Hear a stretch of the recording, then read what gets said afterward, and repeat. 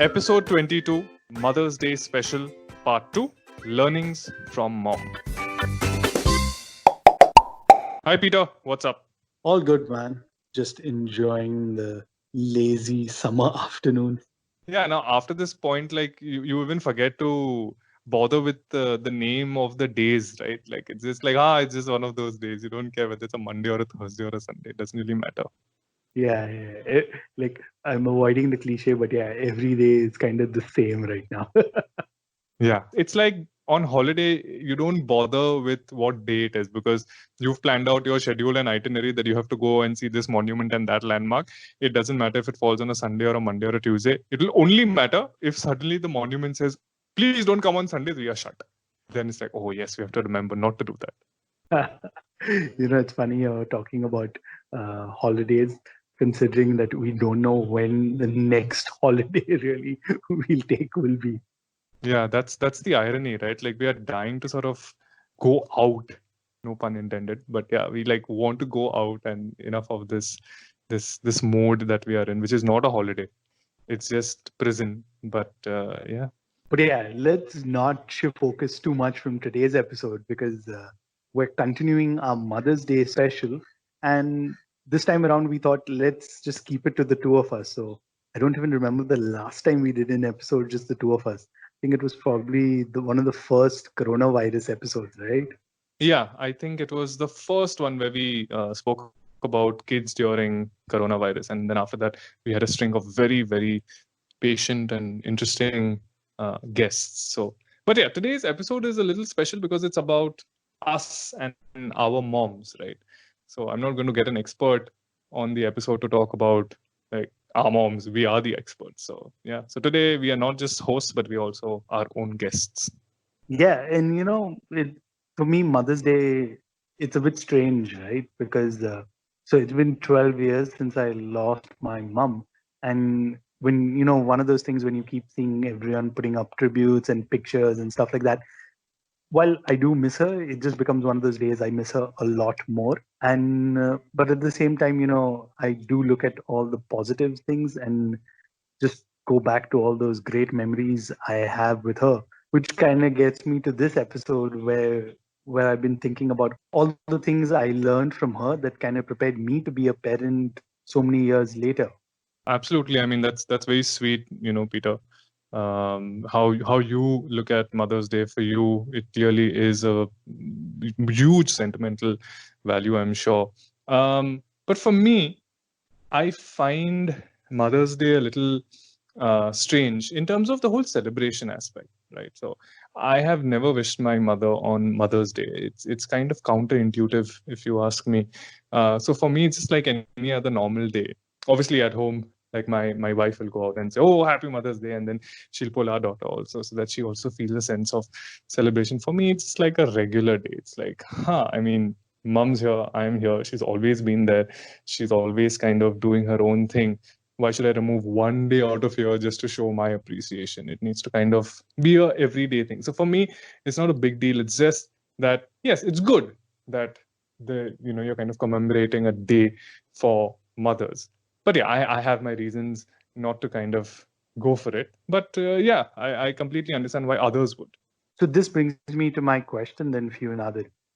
Since you live with your mom still also, what is one of those things over the years or in recent times you've noticed which has been one of the most endearing factors about her? One. Uh, I know it's a tough question just to like bring it down to one factor, but sure, go ahead.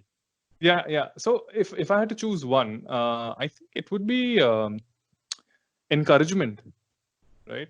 My mom, right from the start, was a very, very encouraging woman. Still is very, very encouraging. I mean, I'm not getting into the typical cliches of protective, and yeah, I mean, all moms are with their kids, but that one thing that has stayed with me for 36 years has been the fact that she was so encouraging on all fronts, right? Whether it was academics, extracurricular, at home, doing stuff at home, getting involved in household work, whatever it was. I was a bit of a dick, actually. because I would do something and then leave it halfway.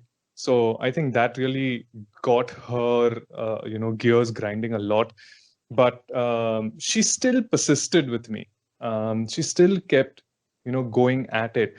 And today I understand the value of that. See, back then, as kids, right, you don't take it too seriously. I think we must be seeing that with our kids as well.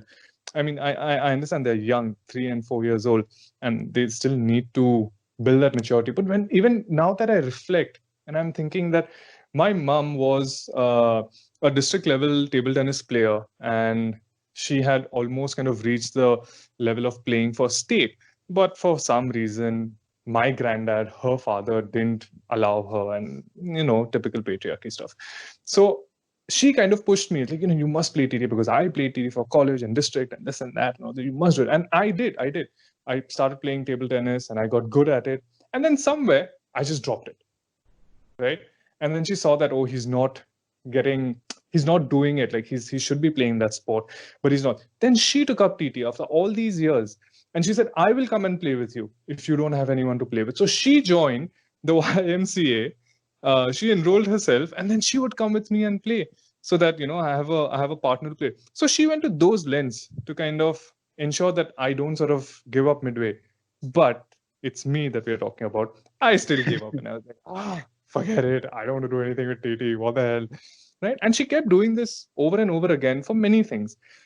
There was craft classes and art classes, and even during academics, my God, she would get so violent. I remember those beatings that I got during school. That just like whacked me left, right, and center.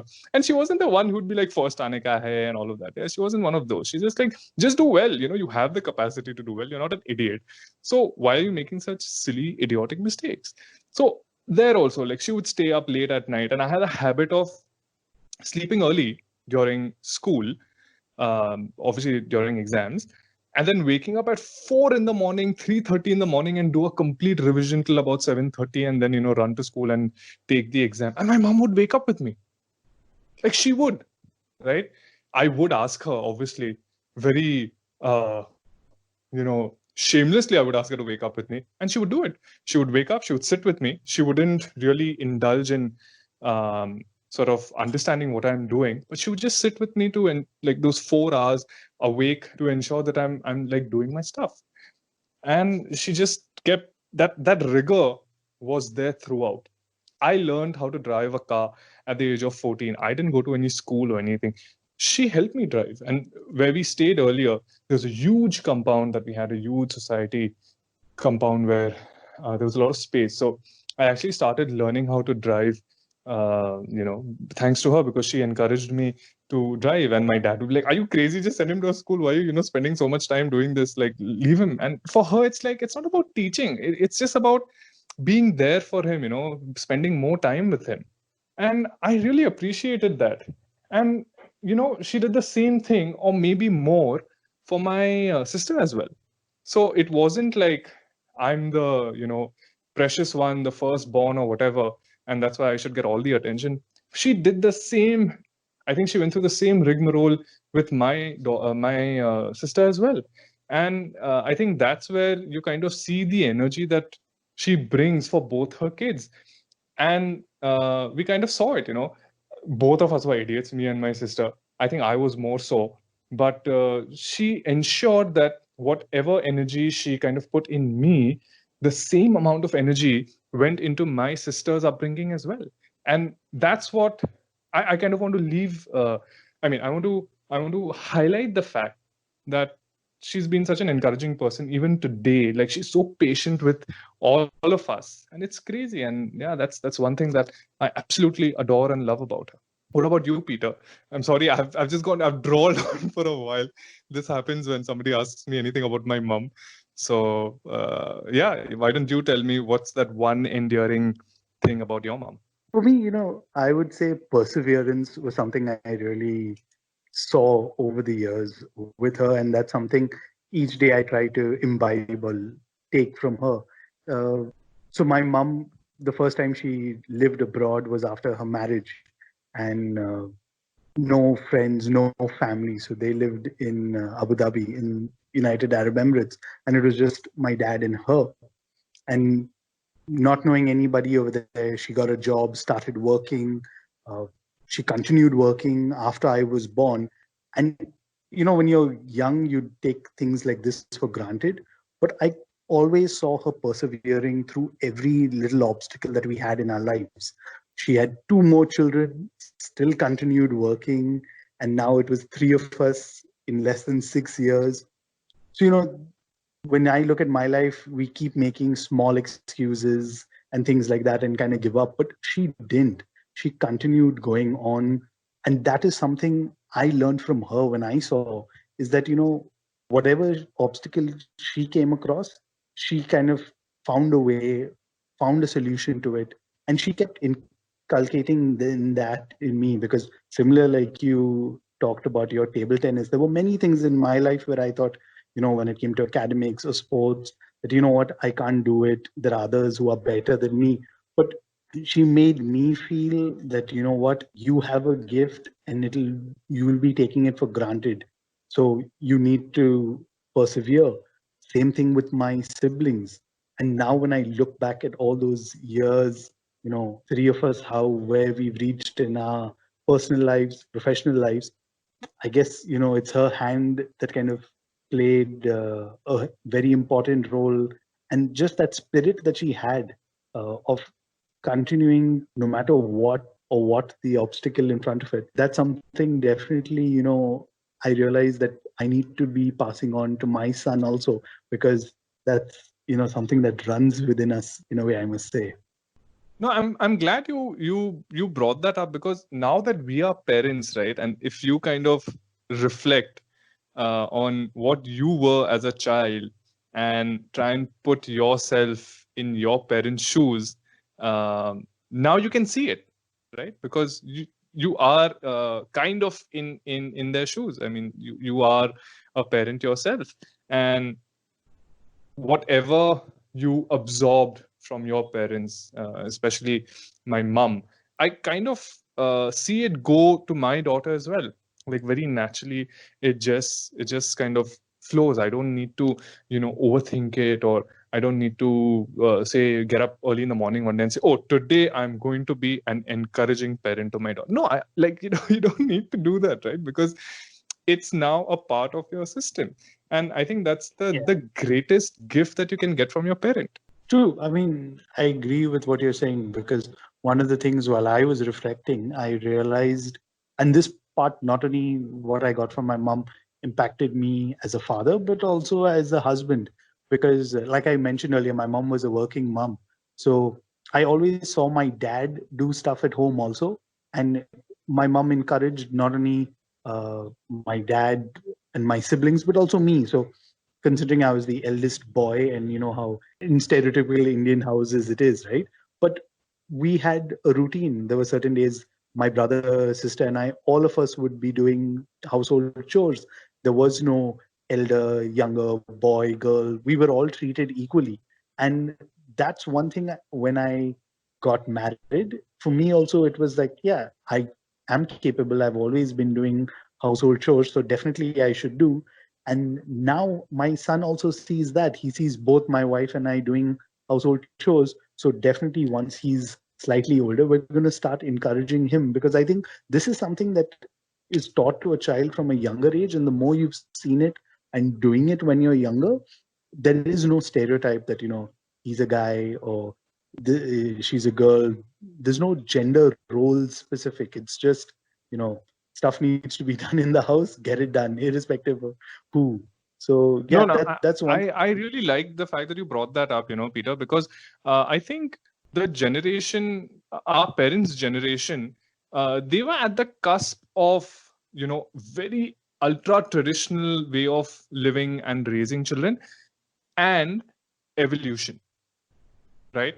Because I think the world was moving in a very different direction, and people were also experiencing new things. So I think our parents' generation was at the cusp. There were some people who were very good at blending both tradition as well as, the new age thinking. And then there were those who kind of fell on either side of that fence. Either they became ultra traditional or ultra contemporary. But I think the way you also speak about your mom and the way I have seen my mom and how we grew up, I think there was a blend of both, because my mom was a homemaker, and throughout she's just worked to keep that house going, to keep the family going.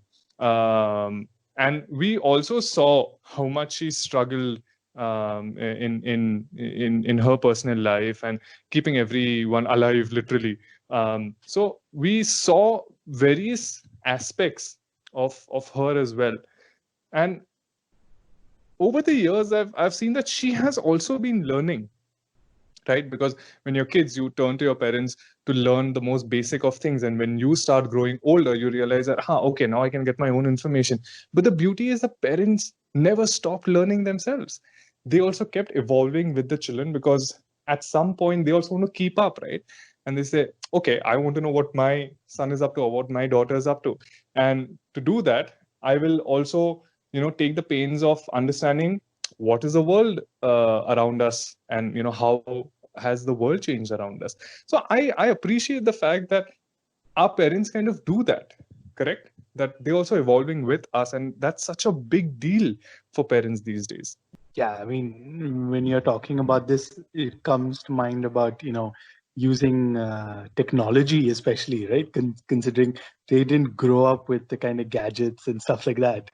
Just the way they have picked up that, not for anything else, but just so that they can communicate with their children and grandchildren also. No, absolutely. And the technology is a very obvious like meter of measurement in a way. But I'm just saying, even in terms of thinking, like nowhere did my mom or even my dad, for that matter, ever tell me, oh, you will only get married within the community to the girl who we will choose. None of that. None of that. Right? They didn't have any of that issues, or they never put any rules in front of me. Today I'm married to someone who does not belong to my community. Yes, she is a Muslim, but she does not belong to my community at all. If I was a part of a traditional family, I think that would be a problem.